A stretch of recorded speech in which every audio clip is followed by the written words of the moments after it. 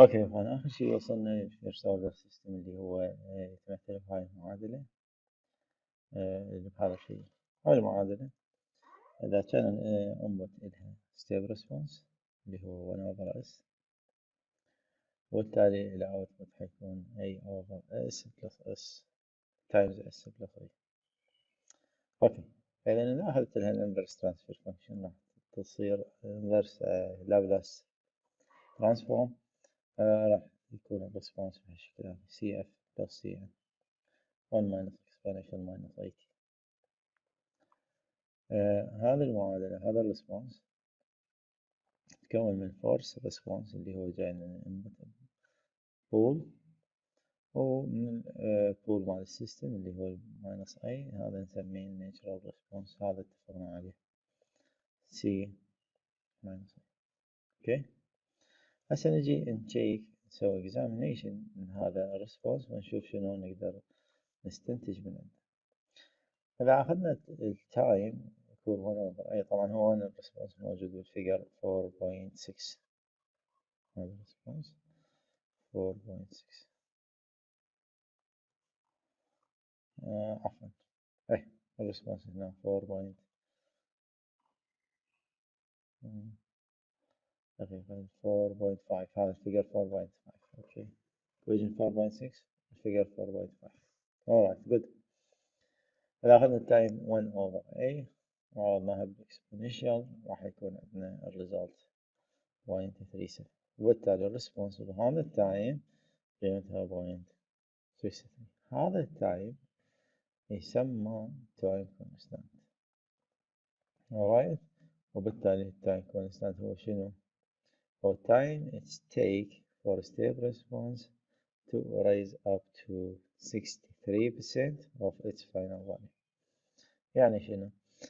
يعني مو هذا الريسبونس بالواي اكسس وهذا التايم بالتي، فايش قد احتاج تايم حتى الريسبونس هذا الكيرف مالتي يوصل للنسبة 63% من الفاينل اللي هي 1. هذا التايم اسميه تايم كونستانت. واضح اخوان؟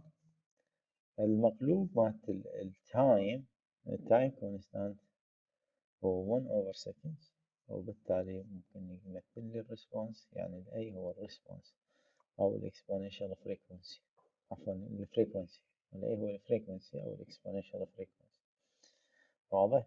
فإذا ال A exponential minus 80 المشتقة الديريفيتيف هذا الاكسبوننشال اللي هي ال A exponential minus 80 بالزمن صفر هي الانيشال ريت تشينج. يعني لما نعرف ان المشتقة هي تمثل لنا الميل، فإذا الميل هذا الكيرف أول ما يبدي بالتايم 0 تكون قيمتها ايش قد؟ تكون قيمتها ماينس. واضح؟ بالتايم 0. زين. بعد شنو عندنا؟ بعد اللي عندنا المفاهيم أو الكاركترستيك اللي موجودة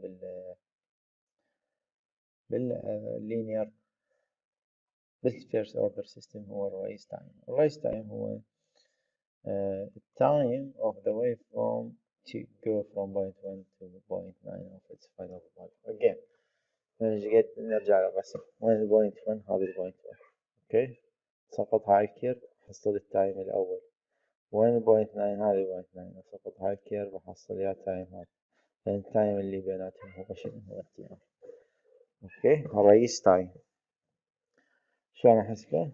السي تي اعوض بيها بوينت 9، والسي تي ايضا اعوض بيها بوينت 1، يصير عندي 2 equation subtract each other احصل 2.2 over 8. هذا هو السيتلينج تايم، احسبه بهالطريقة هذه. عفوا الرايزنج تايم. اما السيتلينج تايم التايم اللي يستغرق الريسبونس حتى يوصل element 98% of its final value أو 2% within final value، يعني زائد ناقص 2. فنعوض مثلا بالسي تي نعوض 0.9 0.98 ونشوف ال TH قيمتها. واضح؟ فإذا TS هذه حتكون هذه قيمتها. هسه شلون نستنتج الترانسفير فانكشن first order transfer function باستخدام التيست، باستخدام هذه البارامتر. عادة مو من السهل انه توجد البارامتر للفانكشن، اوكي، مثل ما هنا هي state obtain is not possible or practical to obtain system transfer function analytically بالطرق التحليلية.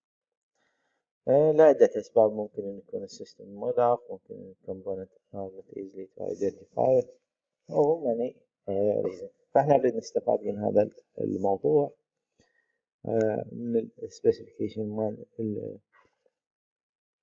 من الريسبونس اللي هسه احنا ندرسه، أو من عندنا نوجد الترانسفير فانكشن. Since transfer function is representation of the system from input to output، فعلا هي تمثيل السيستم من الانبوت للاوتبوت.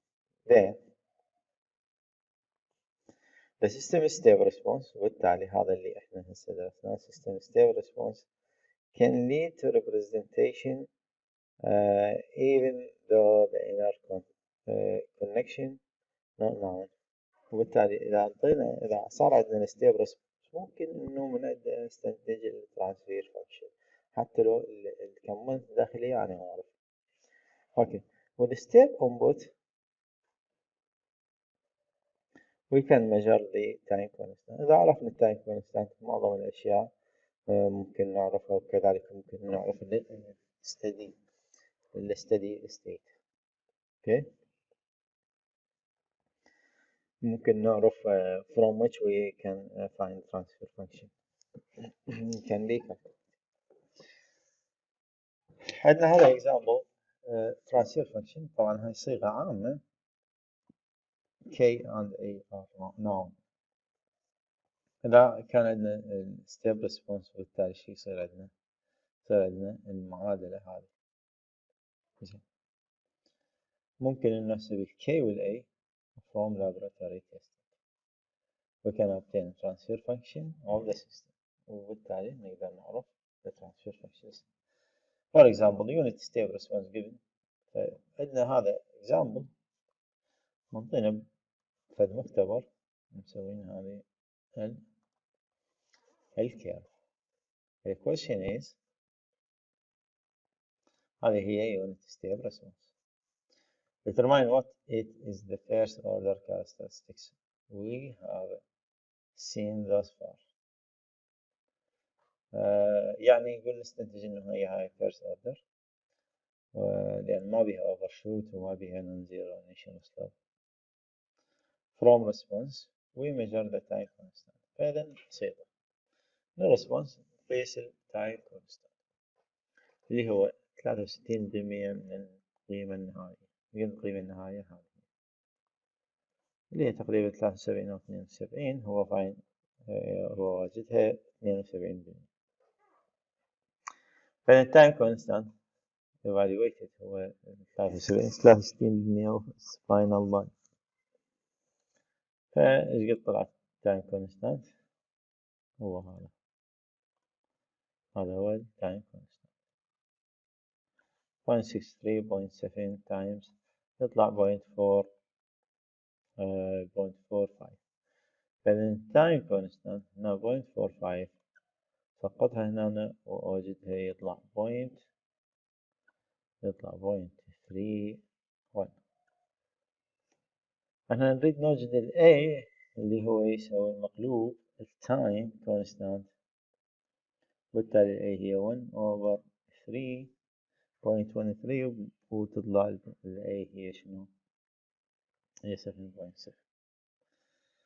فإذا وجدنا ال A اللي هو البول حقيقة.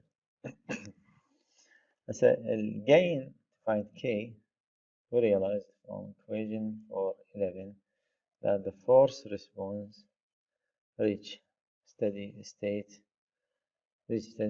value of Ka over 0.72. equation 4.11 اللي هي هذه، هاي هي equation 4. هذه المعادلة توصل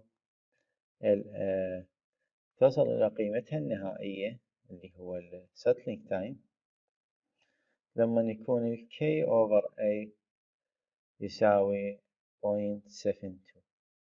K over A يساوي 0.72. وبالتالي راح نوجد انه من settling time راح نوجد K over A تساوي 0.72. وعليه إذا عوضنا قيمة ال A فإذا K حتكون 5.54